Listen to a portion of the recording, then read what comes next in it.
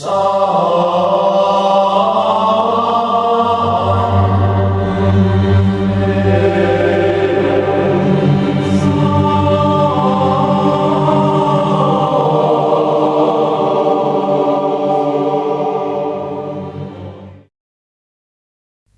pertama.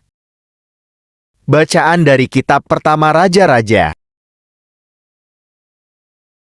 Pada suatu hari, Raja pergi ke Gibeon untuk mempersembahkan korban. Sebab disitulah bukit pengorbanan yang paling besar, 1000 korban bakaran dipersembahkan Salomo di atas mezbah itu. Di Gibeon itu Tuhan menampakkan diri kepada Salomo dalam mimpi pada waktu malam. Berfirmanlah Allah, "Mintalah apa yang hendak kuberikan kepadamu."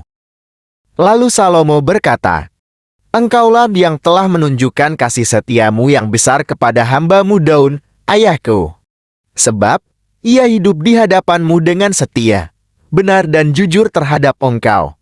Dan Engkau telah menjamin kepadanya kasih setia yang besar itu, dengan memberikan kepadanya seorang anak uang duduk di tahtanya seperti pada hari ini. Maka sekarang, ya Tuhan, Allahku, Engkaulah yang mengangkat hamba-Mu ini menjadi raja menggantikan Daud, ayahku, sekalipun aku masih sangat muda dan belum berpengalaman. Demikianlah hamba-Mu ini berada di tengah-tengah umat-Mu yang Kau pilih, suatu umat yang besar, yang tidak terhitung dan tidak terkira banyaknya. Maka berikanlah kepada hamba-Mu ini hati yang faham menimbang perkara, untuk menghakimi umat-Mu dengan dapat membedakan antara yang baik dan yang jahat.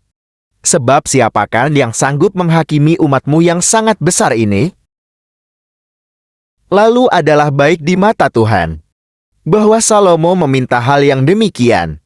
Jadi berfirmanlah Allah kepadanya, karena engkau telah meminta hal yang demikian, dan tidak meminta umur panjang, atau kekayaan, atau nyawa musuhmu, melainkan pengertian untuk memutuskan hukum. Maka sesungguhnya aku melakukan sesuai dengan permintaanmu itu. Sesungguhnya aku memberikan kepadamu hati yang penuh hikmat dan pengertian, sehingga sebelum engkau tidak ada seorang pun seperti engkau, dan sesudah engkau takkan bangkit seorang pun seperti engkau. Dan juga apa yang tidak kau minta aku berikan kepadamu, baik kekayaan maupun kemuliaan, sehingga sepanjang umurmu takkan ada seorang pun seperti engkau di antara raja-raja. Dan jika engkau hidup menurut jalan yang kutunjukkan dan tetap mengikuti segala ketetapan dan perintahku, sama seperti ayahmu Daud, maka aku akan memperpanjang umurmu." Demikianlah sabda Tuhan.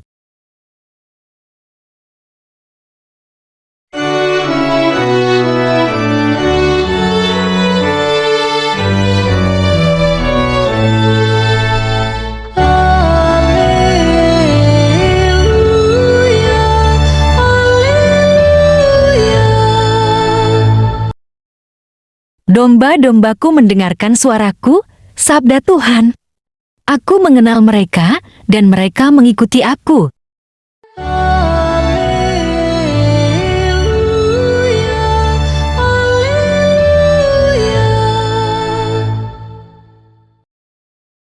Tuhan bersamamu dan bersama rohmu. Inilah Injil suci menurut Markus. Kemudian, rasul-rasul itu kembali berkumpul dengan Yesus dan memberitahukan kepadanya semua yang mereka kerjakan dan ajarkan.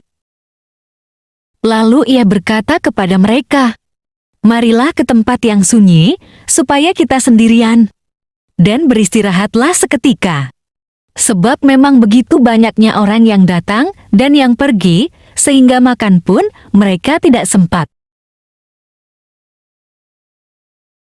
Maka berangkatlah mereka untuk mengasingkan diri dengan perahu ke tempat yang sunyi. Tetapi, pada waktu mereka bertolak banyak orang melihat mereka dan mengetahui tujuan mereka. Dengan mengambil jalan darat segeralah datang orang dari semua kota ke tempat itu, sehingga mendahului mereka. Ketika Yesus mendarat, ia melihat sejumlah besar orang banyak. Maka tergeraklah hatinya oleh belas kasihan kepada mereka. Karena mereka seperti domba yang tidak mempunyai gembala, lalu mulailah ia mengajarkan banyak hal kepada mereka. Demikianlah sabda Tuhan. Terpujilah Kristus. Bapak, Ibu, dan saudara-saudari terkasih dalam Kristus Yesus, keadaan hidup di zaman Yesus dengan keadaan hidup zaman sekarang ternyata tidak berbeda jauh, di mana banyak orang hidup dalam kemiskinan, kelaparan, dan menderita sakit penyakit. Kita bisa lihat orang-orang yang peduli memberi bantuan dan yang masa bodoh. Bahkan ada menyebarkan hoaks. Padahal seharusnya kita saling tolong-menolong pada sesama yang mengalami musibah dan penderitaan. Bapak, Ibu, dan saudara-saudari terkasih, mari kita baca Filipi pasal 2 ayat 4. Janganlah tiap-tiap orang hanya memperhatikan kepentingannya sendiri, tetapi kepentingan orang lain juga. Mengapa semakin hari kecenderungan manusia berbuat jahat makin meningkat? Dan ini bukan hoaks, tetapi realita yang bisa disaksikan di sekitar kita.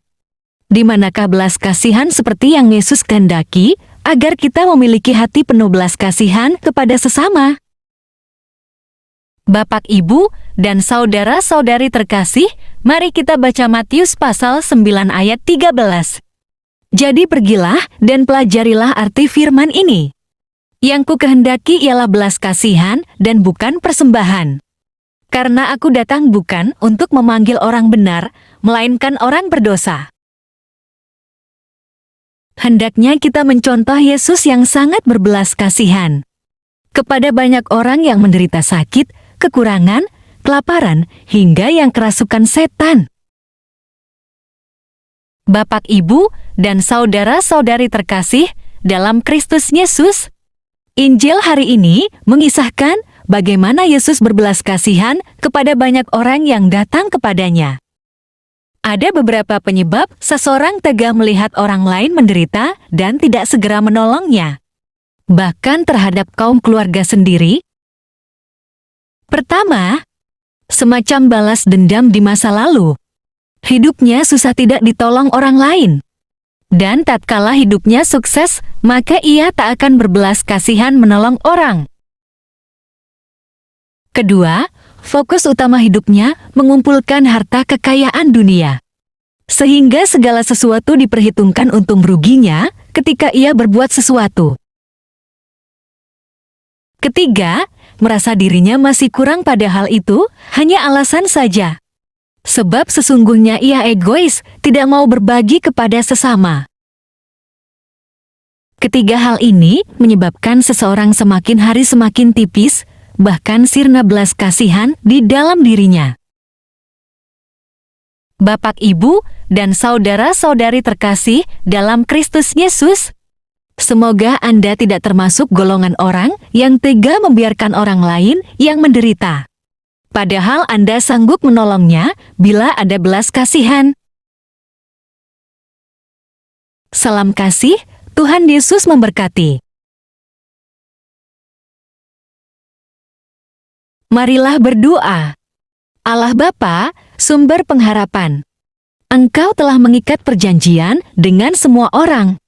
Melalui Yesus Kristus yang terurapi, semoga kami selalu berpegang teguh pada Dia dan berkembang yang menjadi umat yang patuh setia.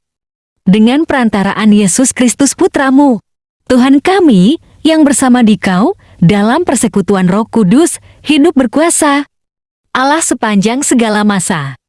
Dalam nama Bapa dan Putra dan Roh Kudus. Amin. Terima kasih telah mendengarkan dan merenungkan firman Allah. Jangan lupa subscribe dan aktifkan loncengnya. Terima kasih Tuhan Yesus memberkati.